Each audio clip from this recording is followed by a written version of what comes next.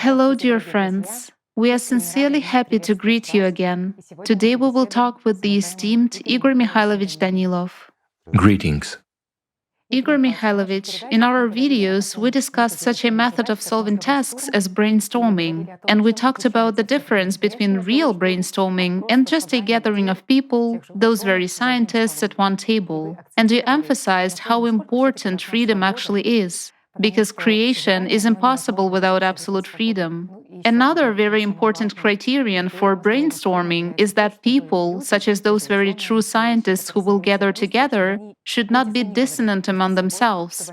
They should be synchronized on one goal. There shouldn't be any secondary benefits, and most importantly, they should not see enemies in each other. Then, in such a state, they will be able to invest enough attention in order to receive the answer to the vital question for every human being, to save us humans, and for us as humanity to even reach the first stage of development as a civilization. And you know, Igor Mikhailovich, with each video, we understand the value of our attention more and more deeply, the value of that power which is inherent in us, the value of the power of real, and we understand to what extent it is really the most valuable currency in the universe, which makes it possible to buy various answers to questions, to buy knowledge and information from the system. Yet the question is the following: is there such information or such knowledge which cannot be purchased from the system, from consciousness, even if all of us unite, and even if all the conditions of brainstorming will be observed? Are there questions that the system will not give us answers to? Of course there are. And first of all, friends, the questions to which the system will never give answers are those which are beyond its perception.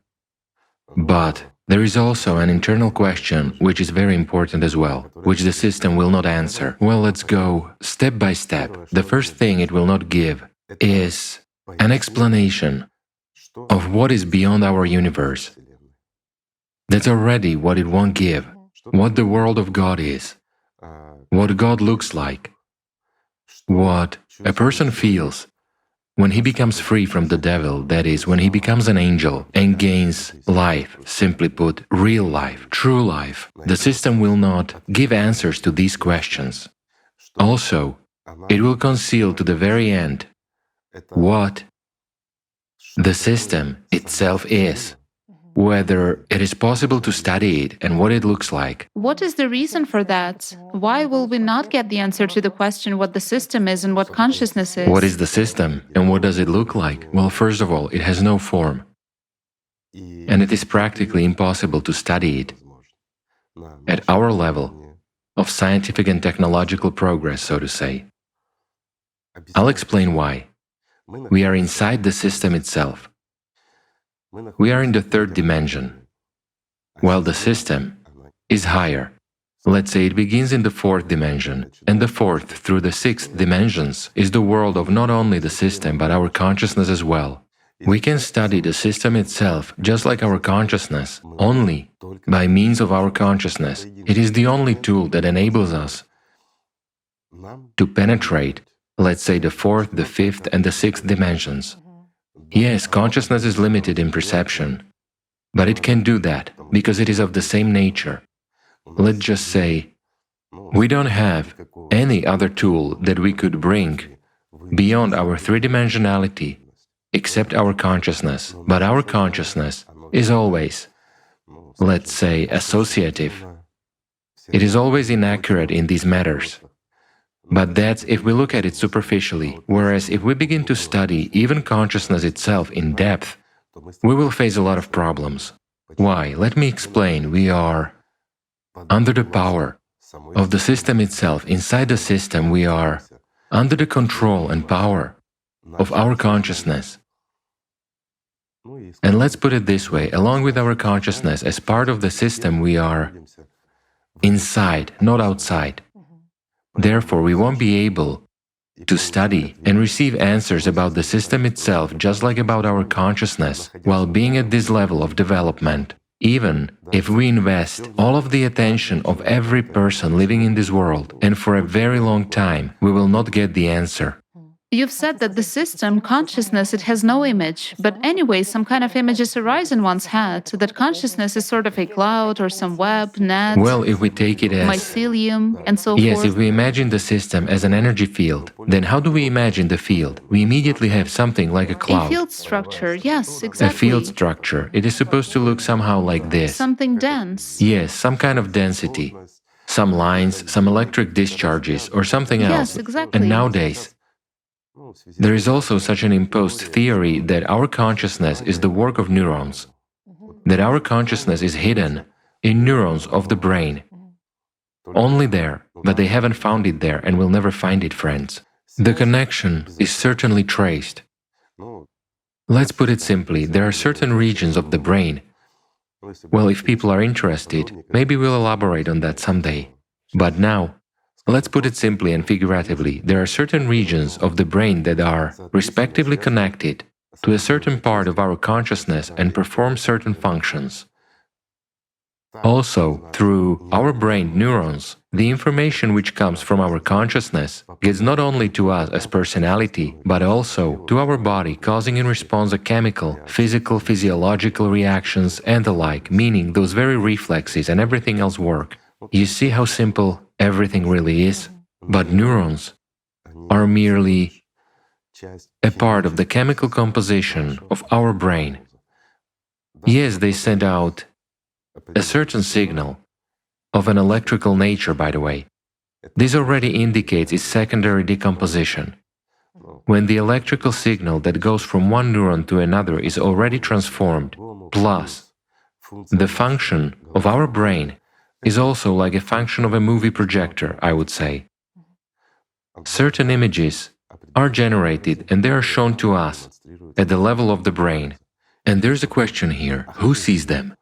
Do we see them as personality? Do we see them as primary consciousness? Do we see those images as secondary consciousness? Do you understand? So if we delve deeper into this study, we will come across such things that precisely this cameraman with a film tape is secondary consciousness. Primary consciousness is an initial viewer that is directly connected to us as personality, and it already retells us the footage it has seen. We as personality perceive what primary consciousness tells us, and with the help of primary consciousness, thanks to it, we see those images in our heads. Moreover, let's take those very dreams, although dreams have a slightly different nature. These are not quite cartoons in the head.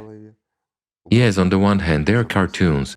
We see them, but we are active participants there. Whereas when we are thinking about something, and it's an interesting question here, we are thinking about something. Who is we in this statement? We as primary consciousness, we as secondary consciousness, or we as personality?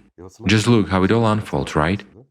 When people start exploring this, the function of the so-called third eye, what is the third eye, by the way?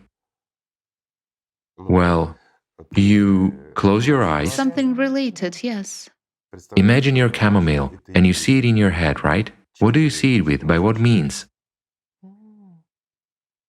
We have a certain organ. It is actually the third eye. It reacts even to light, to everything else. And it generates, gives rise to those pictures in our head. Is it this very projector? It is this very projector, of course. That's what really forms a sort of a screen in us. And a dream is connected with this organ, but it is also directly connected with personality. And it is also directly connected with secondary consciousness, bypassing primary consciousness. And this is where the phenomenon of our dream is manifested. And that's why during the phase of this dream, let's say, when we watch cartoons, third forces, let's call them so, may easily connect to us, because we are actually unprotected. Well, there are many interesting things. It's very interesting. Again, when we start studying our consciousness more deeply, say in more detail, when we try to get to the bottom of it, you know, every well has a bottom. Is that logical? Yes. In order to study There it, are boundaries, there are some limits. well, certainly, so that we can study not just what is observed. After all, today's science boils down to what? To observation and description of what is observed, A right? form and an image are needed. Of course, certain conditions, and as a consequence, we get a certain result, right? This is repeated. This is repeated with different people, meaning we study patterns of our consciousness. These regularities. Certain regularities, deviations, under what conditions, how and what. But this is all a science of observation and description. Yet it's not a creative science, right? Igor Mikhailovich, in the course of several centuries, has at least anyone approached the study of consciousness for real? No, Has anyone managed? it's impossible. From the perspective of three-dimensionality, it's impossible using our consciousness as a tool for exploring consciousness. It's impossible. I will explain why. A lot of people who really tried to study consciousness penetrated deep into it and used different techniques. Well, they themselves invented them. After all, they were scientists with world-renowned names. And the most interesting thing is that at a certain point, they closed their projects. Why? Because What did they encounter? What took place? what?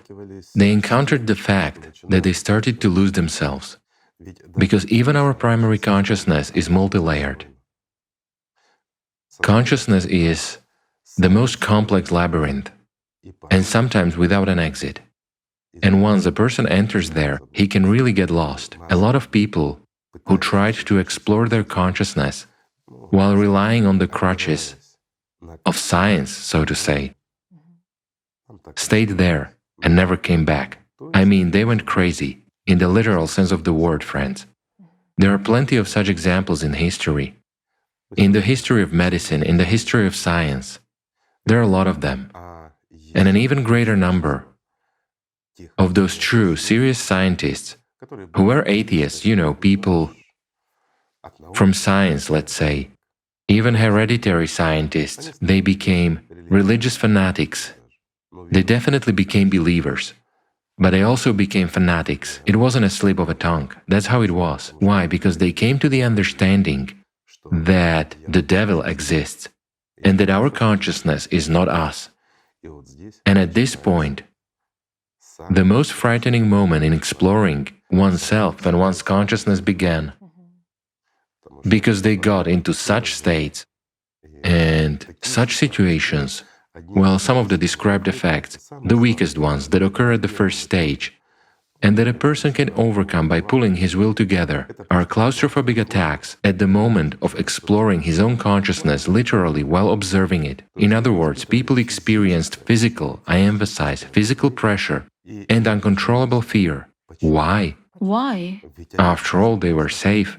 And again, with the help of their consciousness, they realized that they were safe. They were under the supervision of their colleagues. They were simply lying on a couch, relaxed, like at the psychologist's office, but just trying to get inside themselves by means of their consciousness. Consciousness controls chemical reactions in a person. Of course. So at this point, as you just said, hormonal reactions began in response, and the resulting chemical reactions, which drove a person out of this object of study entirely. Wow. Look how interesting and serious it all is. In other words, when exploring themselves, when exploring consciousness, people who follow the spiritual path may also encounter the fact that consciousness narrows their perception. If you don't know who you are as a personality, Exactly. if you don't rise one step higher. And here you've just answered it yourself. If people use the right practices, if they use what the Prophet spoke about and follow a simple straight path, without getting into mazes, then they have no problem. They just stop serving Satan. Don't listen to his whispers. Don't get distracted. Well, as best as they can, they steadily go towards the goal and gain life. Look how simple, clear and understandable everything is. In general, friends, I must say that the teachings brought here by, let's say, Jesus Christ, and by the last prophet, the best of people, Muhammad. After all, those were indeed simple and easily understandable tools, because you cannot call them otherwise. Those were really the tools with which a person could easily defeat Shaitan and come to Allah. Go not only beyond the third dimension, Definitely, sure, into the seventh those dimension, images, but actually into the seventh dimension. into freedom, into life. Basically, the gate was opened out of the slavery of three-dimensionality, out of Of this course. slavery of images. Exactly. Why? Because people were told about those very images and everything else. Both Jesus Christ and the Prophet Muhammad told about that. Everything was described and conveyed simply, easily and clearly. Well, we know what happened afterwards and how, due to misunderstanding, people turned everything upside down, twisted it all and made it more complicated. Well, they had such a task. So it turns out that consciousness still tries to turn what it doesn't understand into an image. We see how scientists Everything is in want to images. draw at least some image for this consciousness, right? Meaning to present everything in images, just like in religions. You see, Tatiana, I'll tell you simply. I was in science for a long time. I conversed a lot with really smart people. We are friends with many of them. So, however, I'll tell you one thing. Everyone thinks in images and looks for images everywhere. If there is no image, it's impossible to study. It's just that our consciousness refuses to perceive anything, just look. I'll give you a simple example because some people will start objecting now. Well, guys, I will counter. The electromagnetic field. Do we know what it is? Yes, we have studied its manifestation. We understand that there is a magnetic tape, such a film. We can see on it how voltage waves are arranged there, and so forth. But what are those waves? What kind of energy? What is the nature of the electromagnetic field? We only see this trail. Certainly, we see the consequence. But we don't see the essence. The same is with electricity. We use it, we understand and know, but nobody has yet clearly described what electricity is. Because that electricity which we use has a lot of characteristics, and it is even different in its essence. Although its efficiency, the principle remains the same, right? I mean the efficiency of, let's say, both static electricity and the one generated at those very power plants and the like is the same, isn't it? Well, for instance, we turn on a power generator and an FFG based on an electrostatic machine. These are two different kinds of electric energy, absolutely different. Their nature of origin is different. Their essence is different, but the power impact is identical. You see? Interesting. But again, the power impact, in this case only electricity generated by means of an electrostatic machine, has a power impact. You see? There is an element of power there which quickly decays and transforms into the same electricity as when we generate it on an ordinary generator, for instance, a diesel or gasoline one, or when we take ready-made electricity that is supplied to us from a hydroelectric or nuclear power plant. It doesn't matter. These kinds of electricity have the same essence and nature. Owing to the emergence of an electromagnetic field, electricity is generated and it is already distributed through wires. And here's a question: does it flow along wires? Or does it create vibrations? Or does it create voltage? Or does it go around a wire in the field, creating a field structure? You see, there are a lot of questions. Yes, there are answers and everyone is right in their own way, but at the same time no one is right. Because we're actually confined in this system of images, Of course. the system of three-dimensional coordinates. Certainly. Yet let us touch upon the electricity which Tesla talked about, okay? After all, it's a completely different kind of electricity and its nature seems to be similar, but it's not the same, and it manifests itself differently. And despite its capacity, yes, they explain and describe why and how, why there are a lot of volts and few amps, that it is harmless to a human and so on. But in its nature, when Tesla ran ordinary electricity through his transformers, it was converted into a high voltage wave, but he created such conditions that ordinary electricity became similar to the one generated by fuel-free generators. That's interesting, isn't it? As a matter of fact, we don't know anything yet. We have a lot of discoveries ahead of us. But on the other hand, we know a lot of things. We already use them. Look, all the gadgets, electricity is all around. We have cameras, lighting, and everything else. All this is electricity. We have also invented LEDs and whatnot, right? Electronics and all the rest. We have everything. We cannot get beyond this closed circuit. But we don't know what electricity is, you see? You know, it's exactly the same with the issue of self exploration. Actually, when a person loses who he is as a personality, for instance, you told us about scientists who course. lose themselves because they don't know who they are. Either this very multi layered primary consciousness, as you said, or thousands of factors of secondary consciousness. All this is very interesting, yes. Likewise, in religions, when a person doesn't understand who he is, he also presents those things that have no images, the concept of God and the concept of who the devil is, in some kind of a strange and very fairy tale like form. You've raised a good question.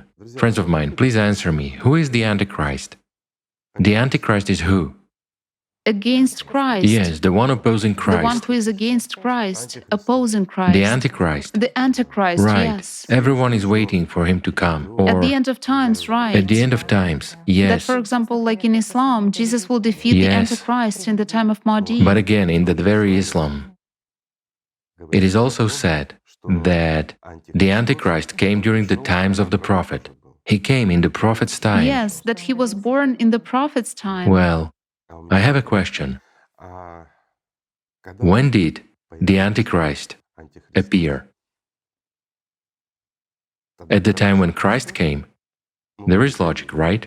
Well, you know, Igor Mikhailovich, there is a question here indeed who the Antichrist is, because everyone actually expects an individual, that it will be some kind of incarnation of universal evil, a false messiah, that it will be a specific person. Is it a specific person? May I ask you another question? Didn't Jesus talk about this, how it was? And what did people invent? Or did the best of people, the Prophet Muhammad, not talk about this? And what did people say afterwards? But in Christianity, it is indirectly said that whoever is against Jesus, there is a spirit of the Antichrist in him. Yes. The one who recognizes Jesus has a spirit of God in him. In other words, if there is a spirit of the Antichrist in a person, the Antichrist already exists in fact. So when did he appear? When people appeared in their complex structure, right? When a human is a part of God on one side and a part of the devil on the other, right? When there is both an angel and a demon in him. Here's the answer. So the Antichrist is exactly the system itself, the devil, It's a human the himself. human consciousness. You see, everyone is waiting. I really like this, that according to Islam, that very Antichrist will come and he will be squint-eyed. One-eyed, curly-haired, They gave such a description of on a him. donkey. Yes, he will come and he will rule, he is supposed to be defeated, and everything else. You know, those kind of A stories. specific person. Again, images, again, everything else. While in fact, did he go anywhere? Why should he come if he didn't go anywhere? He didn't leave out of a single person. That's the answer. Even when a person gains life and becomes an angel during his lifetime while being still in the body, the Antichrist doesn't go anywhere. The Antichrist doesn't have an image? He surely doesn't. Well, I would put it as follows. He has many images. Do you know why? Why? Approach a mirror and take a look. What will you see? An angel or a demon? The Antichrist. Of course you will see the Antichrist. Why? Because everything mortal and everything material in this world and in this three-dimensionality is a part of the system, so it is definitely the Antichrist. The flesh that opposes. Of course, the flesh that opposes the spirit. That's the answer. That's why each of you, friends, admiring yourself in a mirror, sees that very Antichrist. Of course, if you're not lucky and you fit the description as it is in Islam, you don't have an eye, such things happen, it is life. Well, and all other beautiful features, you are crooked, squint-eyed, and so on. Then you're not lucky, right? But as a rule, you won't even encounter such a likeness. After all, they describe what a person will never actually meet or encounter in his life, right? Say we know the image of the beast Absolutely right. and the image of... You've taken the beast now, haven't you? After all, the prophet clearly said that the beast will come out of the earth at the end of times, and people will answer for their sins. and the beast will speak to you in an unusual way when showing your sinfulness. What did people invent afterwards? These polytheists and unbelievers, I'll put it so. Because not a single believer in Allah, all the more not a single faithful to the Prophet, would ever twist his words, and he would not interpret from his demon what the Prophet himself wanted to say, for his words were simple and clear to understand. Did he really describe this beast, which is a donkey with a bull's face, with the ears of an elephant, and which will approach every human and talk to him, in an unusual language. Right. Did the Prophet really speak about it? A simple question, who invented this? And for what purpose? People faithful to the Prophet? No. You've now said the key point. For what purpose? In order to give an image to fools and manipulate them afterwards. Look how simple everything is, isn't it? And then, At the same time, they were very well aware that people would never see such a fruit of genetic experiments. or someone's fantasy. Yes. Isn't it true? Yes, exactly. You will not encounter such a monster in your life. Therefore, you will certainly not encounter such an Antichrist which was described. It means he doesn't exist. Thus, you can do what you want, because you are no longer the Antichrist. You do not fit his image, although you do exactly what the Antichrist does. When you oppose the Prophet himself, when you go against him, when you oppose Jesus Christ, when instead of love you impose violence, pain and suffering, but you are not the Antichrist, are you? After all, you don't look like him. Isn't it so? Look how easy this is.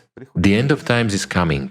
The world is collapsing, and the beast is in the wild, that beast which the Prophet himself spoke about, the Cerberus. The beast which came with earthquakes, with droughts, and with volcanic activity, which is really devouring now. So far, it is devouring mostly that which is materially valuable for us. But it takes few people. A little time will pass, and everyone will start answering for their sins. This beast will start devouring people without distinguishing between friends or foes. It doesn't have friends. We are just fodder for it, and this must be understood. And it speaks to us in an unusual way, and it forces us to answer for the sins we've committed. Isn't that true? And let us look at this from the perspective of the best of men. What did he say regarding the beast?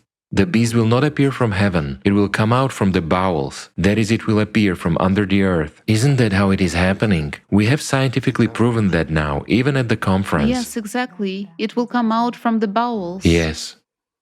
It hasn't fallen from the sky, right? Yes. Now the Cerberus is already walking in our courtyards, and it will make each of us answer for our sins. It will talk to people in the most unusual way. Isn't it talking to us in the most unusual way now? It seems to me that a more unusual language than the one which the Cerberus speaks to us now is scary to think of. It is the language of destruction of our home, of our planet. This is the most frightening and the most unusual language, when each of us, those who have realized the extent and the kind of danger we are already in, and that tomorrow the Cerberus can come to us and simply destroy us along with our city, along with our country. It seems to me it is extremely unusual language, which forces us to think about our sins. It is scary, but it is just. And that's the point. Justice. When we get what we deserve, we as humanity.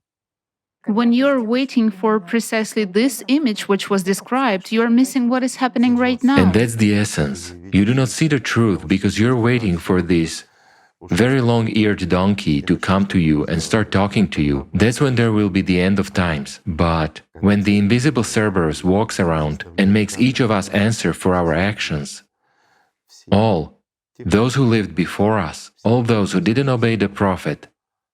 But why? That's where the key point is. After all, the Prophet left a foundation for us to build a creative society. You can call it whatever you want. but it's a new beautiful world in which all of us should have been united long ago. The whole world should have become one Ummah, where love and respect reign. Isn't that what the Prophet spoke about? Isn't that what he taught people?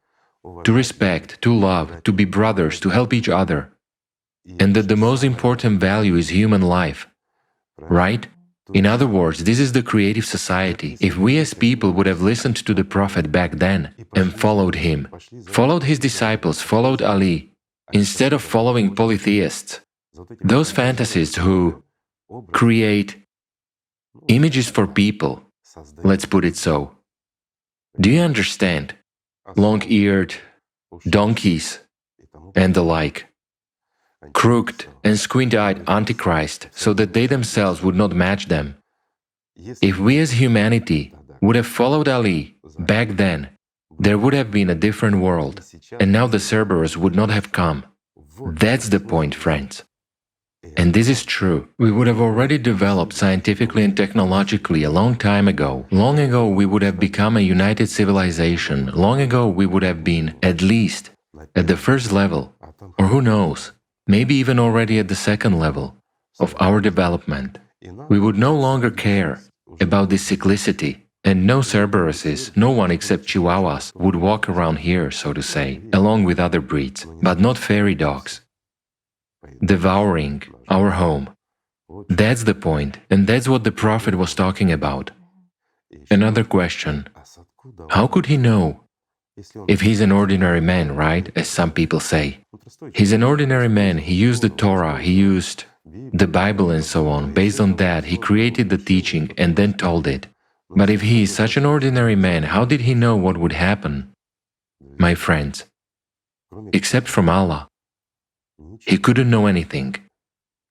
After all, you do not know what will happen tomorrow, while the Prophet knew what would happen even in our times, not just tomorrow. He warned everyone about what would happen to Islam, how people would act. He drove away the polytheist Umar so much and told everyone, do not follow him, he's a liar. But we as humanity did follow him. Yes, not everyone did. Some will say, we didn't follow him, we are Christians. Others will say, we are atheists, we didn't follow anyone at all. But what good does it make if you are atheists? And here's a simple question, are there neutral people who are neither for God nor for the devil? They don't believe in anyone. Sort of a convenient balancing Yes, position. right. I sort of believe or disbelieve. I'm neither for these nor I for have those. nothing to do with I it. have nothing to do with it. I have my own truth. There's science. You know, this is how many people reason. If something is not proven scientifically, it doesn't exist. If, I'll translate.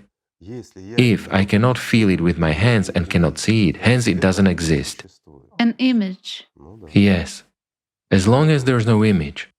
So who are they? They are precisely the antichrists, ordinary antichrists, with the mindsets from consciousness, trivial manipulators, whom, let's say, even the devil raises onto some kind of a throne and exalts over others so that they spread this stupidity, you know, so that heretics would breed, so that there would be fewer people who follow the Prophet, so that there would be fewer people faithful to Jesus Christ. That's the answer to how powerful the devil is, right? Meanwhile, the Prophet had very high hopes for the last people, very high hopes for those chosen ones Yes. who live nowadays. Well, he has hopes, not had them. He still does. He is alive, unlike those who followed the polytheist. He hopes that humanity will actually be able to accept Islam in its pure form, that the Ummah will be able to unite, and that still there are people who are truly faithful to Him and who love Allah. Igor Mikhailovich, from the perspective of the information given today, how to understand that Jesus will defeat the Antichrist in the times of Mahdi? You see, again, there is such an interpretation written by those polytheists and their followers who have twisted and turned everything inside out. So based on their interpretation, it should be like this. When Mahdi comes, and he is still hidden. The Antichrist will come, and then Jesus Christ will come, who will defeat the Antichrist and give a floor to Mahdi to reveal himself. Just look, images, actions, and whatnot. Isn't that so? While people merely observe. While people wait. But how should it be? Because it's not the case. How should it really be? As for how it should be in reality, it was described by the Prophet that Mahdi will reveal himself when people change the world. Or to put it simply, build a creative society. Build a society that the best of people, the Prophet of all humanity, commanded to build. Regardless of religious beliefs, I'll put it this way, because he was the Prophet of Allah himself. Meanwhile, we have one God, no matter what we call him. And Muhammad is the last prophet. Therefore, he is ours, the Prophet of all humankind. Based on what the Prophet Muhammad told us, and how everything is very, very simple in reality. You and I have explained what the Antichrist is, and he existed even before Jesus Christ came. What is Jesus Christ? Love. Exactly. Light. So, Jesus Christ brought love here, and he said that only through love can a human gain life. Through love, not through the fear of God, not through the fear of Jesus Christ, but only through him. And Jesus embodied the highest love here, God's love. So only through love, through truth, can humanity defeat the Antichrist, not somewhere, but everyone inside themselves, and the world will change. Well, let me put it simply, if people are able to overcome their avarice, their pridefulness, their desire to manipulate and rule over someone, and such a notion as power, insatiability and greed, so if people are able to do that, and actually build and change the world, save humanity, and right now it's a matter of saving humanity, then Mahdi will reveal himself. This process is underway, but whether or not it will happen in time depends on every person. That's the question. And in this case, each person, literally each person, is actually Jesus Christ. And every person must defeat the Antichrist precisely in himself and accept that truth, which the Prophet Muhammad was the last to proclaim here, the truth from God himself. That's the point. Look how simple everything is. So this battlefield takes place in everyone. Definitely. And it's important that the light wins. Sure, if a person doesn't defeat the Antichrist inside himself, what kind of victory can we talk about in general? After all, the most important victory is to defeat the beast in oneself, or the Antichrist. Right? It's all interesting. Let's just say, a lot is said and written about it. But I'll put it this way, friends. It's enough to look inside yourselves. Not to lie, not to be up in the clouds. You know how it is, not to exalt yourself through consciousness, but to face the truth. And you will understand to what extent all this is true, and how truthfully Jesus Christ and the Prophet Muhammad spoke, and how much we, people, have distorted their teaching and the knowledge, how we have turned the truth into lies, how we turned what is eternally alive into material images, into fiction. Yet why have we done that? In order to manipulate each other, so that for a very short span of human life, it is very small. How long do we live? It is almost nothing, and to spend this nothing on profiteering and satisfying vile Antichrist qualities. Isn't that true? But at the same time, in each of us, there is Jesus Christ, God's love. In each of us, there is personality that strives for the Prophet Muhammad and for Allah, Isn't that so? It is. And that's regardless of religion, because religions were invented by people. Did Jesus bring a religion here? Or did the Prophet Muhammad bring a religion here? No. They brought freedom, joy, and life. They brought love here. So, friends, let's love each other. Thank you. Thank you so much, Igor Mikhailovich. Thank you, friends. Peace be with you.